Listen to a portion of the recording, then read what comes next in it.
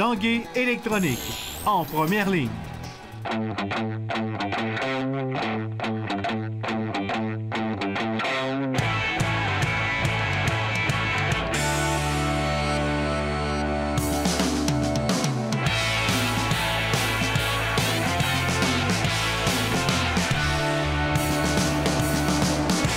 À tous un bon jeudi et bienvenue à l'Esprit sportif. Dans l'émission aujourd'hui, le nageur d'endurance Nicolas Knapp de Québec est de retour de cette première expérience au Red Bull Neptune qui se déroulait il y a quelques jours à Glasgow, en Angleterre. Mais d'abord, parlons de la série entre les Remparts et le Titan qui s'amorce vendredi sur la péninsule acadienne. On a eu l'occasion de parler aujourd'hui en direct de Bathurst à Brian Lizotte, ancien entraîneur du Midget 3A ici du Blizzard, mais maintenant entraîneur adjoint du Titan d'Acadie Bathurst.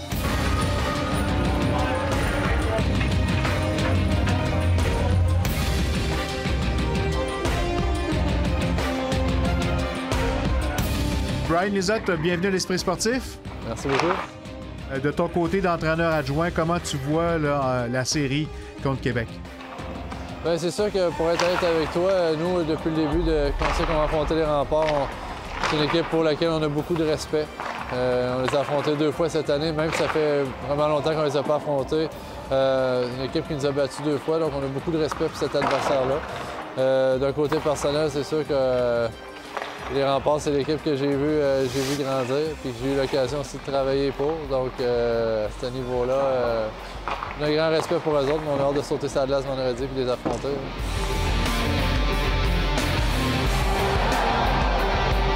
Vous êtes l'équipe favorite. Est-ce que il y a peut-être un danger de prendre peut-être trop les Remparts à la légère? Non, parce que je vais t'avouer, dans notre préparation, on a focusé beaucoup sur notre équipe. On sait qu'est-ce qu'on est capable de bien faire, ce qui nous a donné du succès cette année. Donc, notre préparation a vraiment été centrée sur notre équipe. Donc, à ce niveau-là, on sait qu'est-ce qu'on a à faire pour connaître le succès. Donc, on ne voit pas de danger d'affronter les Remparts parce que vraiment la majorité du temps a été passée sur le Titan d'Acadie Bathurst en préparation.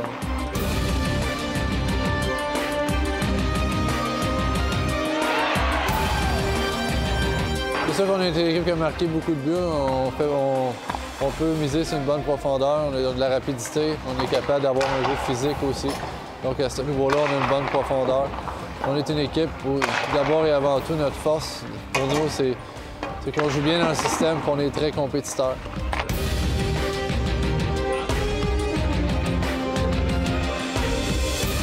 Comment tu as vécu ta saison depuis jusqu'à maintenant comme entraîneur adjoint? Très bien, j'ai vraiment apprécié.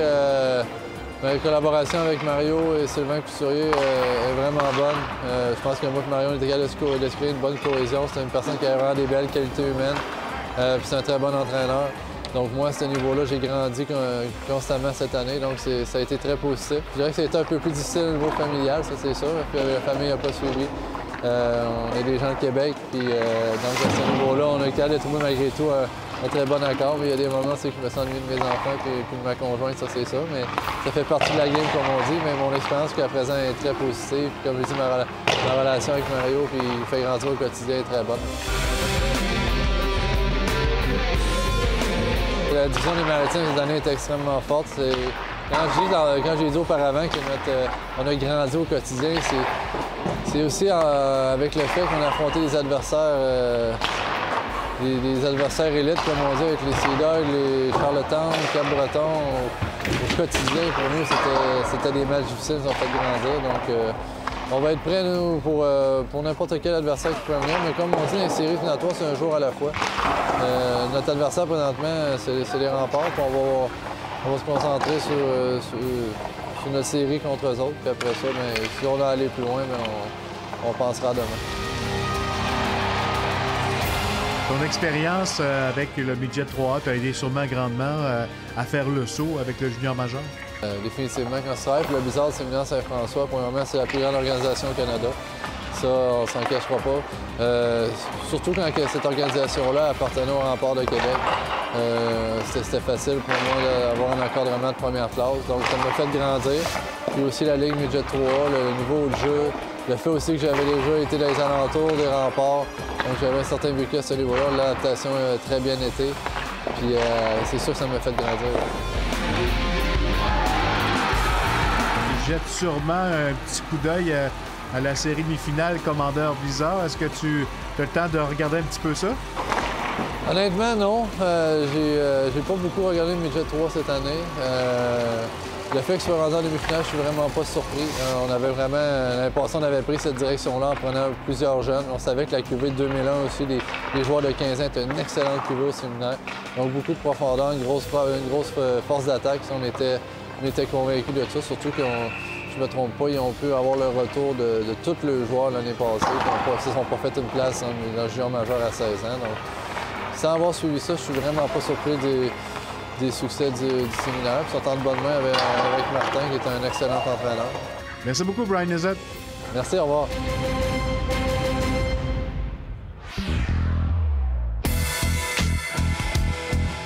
Au hockey Midget 3, les Commandeurs de Lévis ont évité l'élimination en demi-finale face aux Blizzards du séminaire Saint-François en l'emportant 4-3 en prolongation. Ça se passait au complexe sportif de Saint-Augustin mercredi soir. Pourtant, l'équipe de la Rive-Sud avait pris les devants 3-0 en deuxième période et pensait bien voguer aisément vers la victoire. Mais les adversaires de la Rive-Nord n'avaient pas dit leur dernier mot en comblant l'écart de 3 buts avant la fin de la rencontre, forçant ainsi les Commandeurs à disputer une prolongation. Toutefois, le Blizzard est incapable d'asséner le coup de grâce aux Commandeurs qui ont vu leur attaquant Nathaël Roy inscrire le but de la victoire, son deuxième de la soirée, à 13-26 en prolongation sur un jeu de puissance. Cette série, au meilleur de 7 rencontres, se poursuivra vendredi soir à Lévis. Le Blizzard mène toujours la série 3-2. Après la pause, on parle de nage extrême.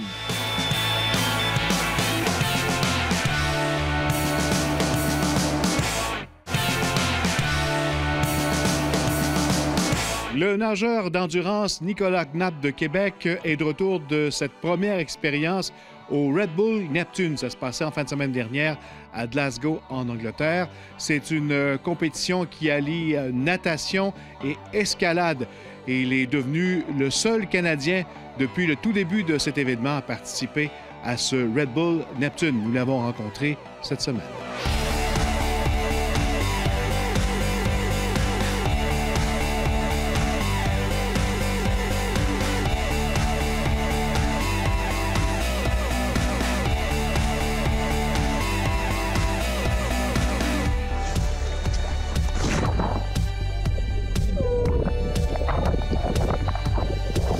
Qu'est-ce qu'on peut dire de l'expérience déjà là? Ça fait pas longtemps que je suis revenu, puis c'est une expérience vraiment incroyable, hors du commun. Même avec tout ce que j'avais vu dans les images, à la télé, les médias, je pouvais pas. Il fallait que je le vive, puis c'est au-delà de ce que je pensais. C'est-à-dire que c'est vraiment quelque chose d'extrême, de dur physiquement, mentalement aussi, les conditions climatiques. Vous étiez préparé pour l'événement. Est-ce que c'était les bonnes préparations ou on a eu quelques surprises? Alors, je me suis quand même bien préparé pour l'événement, mais beaucoup de surprises, beaucoup de surprises. Comme je disais, on s'est basé sur des choses qu'on voyait, mais la réalité du terrain était complètement différente. Je me rappelle, dès mon premier départ, là, dans de l'eau à 8 degrés, les doigts congelés, les mains congelées, le souffle, on allait déjà, on a du mal à faire un effort intense dans cette température-là. Grimper les premiers obstacles, puis passer sous le filet, là, quand vous êtes à 30 dans 8 mètres de largeur, là, c'est très difficile à grimper et tout le monde vous donne du coude à coude. Puis j'arrive à le premier gros obstacle, l'écluse, la montée, un filet à monter. Jamais j'ai cru que j'allais réussir à le monter. Ça a été plus difficile, l'histoire du premier obstacle avec les filets. Là. Le deuxième obstacle avec les barres, des échelles en bois, là, je me suis retrouvé complètement inondé sous la chute, c'est-à-dire que j'arrivais plus à respirer. J'avais beau mettre ma tête sous mes bras, puis avec le menton ici, puis essayer de grimper, impossible. J'arrivais pas je suffoquais. J'étais obligé de m'écarter pour avoir toute la chute d'eau qui tombait sur moi pour réussir à monter. Les challenges sont vraiment incroyables parce que le froid déjà change toutes nos sensations. Les muscles sont pas assez réchauffés pour ça. Il y a la respiration qui vient embêter la bonne régularisation du corps. Après ça, les obstacles, on passe de l'horizontal, il faut monter. Arriver en haut, il faut repasser un autre obstacle, il faut replonger, etc., etc., etc. Pendant, moi, ça m'a duré 8 minutes 59 le premier tour. L'événement, c'est complètement différent de nager 8 heures, 9 heures. Je dirais même que c'est plus difficile de faire ça que d'avoir nagé pendant 9 heures ou 8 heures au lac Memphremagog ou au lac Saint-Jean. C'est complètement différent. C'est vraiment incroyable. Comme je vous dis, la problématique, c'est vraiment le froid avec les changements de position, le rythme à avoir qu'on n'arrive pas à trouver parce qu'on n'a pas les bonnes sensations. J'ai pas eu froid au niveau du corps en tant que tel, juste au niveau des extrémités. Tout le monde allait prendre un bain. Après, moi, je prenais pas de bain. Je me suis juste mis une couverte puis je me suis régulé très, très, très rapidement. C'était quand même une ambiance compétitive, festive en même temps. Puis ce que j'ai trouvé ça génial, ça m'a rappelé mes épreuves quand j'étais plus jeune, quand on partait en Argentine, là, où on avait des milliers de spectateurs qui nous regardaient pendant tout le long de la course, pendant 8-9 heures de course. Là, c'est une course qui dure 10 minutes, on va dire, gros large. Puis là, il y a du monde qui vous suit, qui vous encourage. Ils vous voient sortir de l'eau, c'est des go, go, go, on replonge, ils vous voient encore. Tout le monde peut vous suivre pendant toute la durée du parcours. Puis les gens sont très, très excités parce qu'on ne sait pas qu'est-ce qui peut arriver. Là, une défaillance, quelqu'un prend la place, on peut se faire attraper aux échelles, puis arriver à la nage, on peut se refaire dépasser. C'est vraiment les gens, il y avait beaucoup de gens qui observaient ça, puis ils avaient l'air d'être très, très enthousiastes. Puis à la finale, il y avait du monde. À la finale, on a vécu une finale incroyable.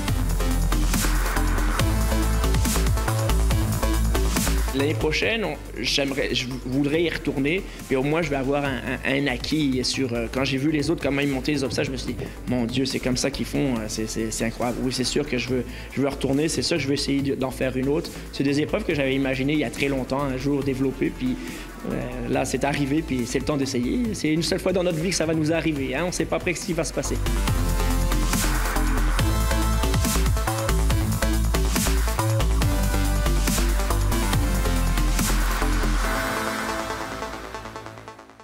Voilà qui complète l'esprit sportif pour ce jeudi. On se donne rendez-vous demain. Bye.